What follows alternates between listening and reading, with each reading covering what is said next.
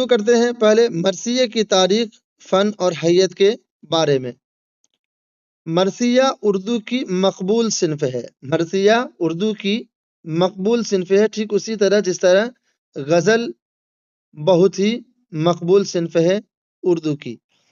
مسدس مرثیے کی انتہائی ترقی یافتہ شکل ہے۔ مسدس کی جو حیت ہے وہ مرثیے کی انتہائی ترقی یافتہ شکل ہے۔ زمانے قدیم یعنی ابتدائی دور میں جب مرثیے کا آغاز ہوا تھا، اس میں 2 بیتی، مربع، مثلث اور مخمس کے فارم میں بھی مرثیے رائج تھے۔ مسدس اس وقت نہیں تھا، 2 بیتی، مربع، مثلث اور مخمس کے فارم میں مرثیے لکھے جاتے تھے اور یہی رائج تھا زمانے قدیم میں۔ سودا نے مرثیہ کو مسدس کی شکل میں روسناس کرایا اور مرثیہ کو مسدس کی معروف شکل میں سب سے پہلے سودا نے ہی استعمال کیا اور مسدس کی حیت کو مرثیے کے لیے متعارف کرایا سب سے پہلے سودا نے۔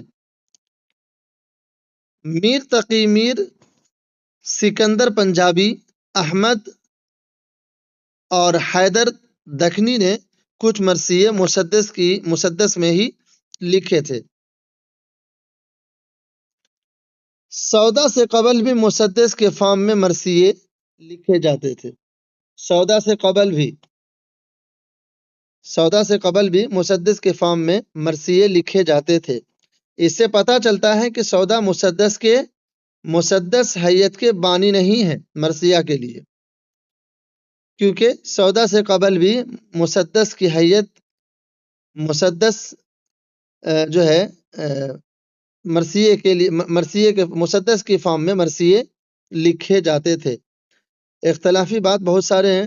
سودا کے بعد بھی مرثیے کے لیے دیگر حیتیں استعمال کی گئیں۔ سودا کے بعد بھی مرثیے کے لیے دیگر حیتیں استعمال کی گئیں، یعنی سودا سے پہلے بھی مسدس کی شکل میں جو ہے مرثیے لکھے جاتے تھے۔ سودا نے ہی مسدس کی حیت کو مرثیے کے لیے متعارف کرایا اور مخصوص کرایا۔ سودا کے بعد بھی مسدس کے فارم میں مرثیے لکھے گئے۔ سودا کے بعد بھی مرثیے کی حیتیں مرثیے کے لیے دیگر حیتیں استعمال کی گئیں۔ مثلا غالب نے مرثیہ عارف میں غزل کا فارم استعمال کیا۔ اسی طرح سے حالی نے غالب کا مرثیہ لکھا تو ترکیب بند میں لکھا، اور اقبال نے اپنی والدہ کا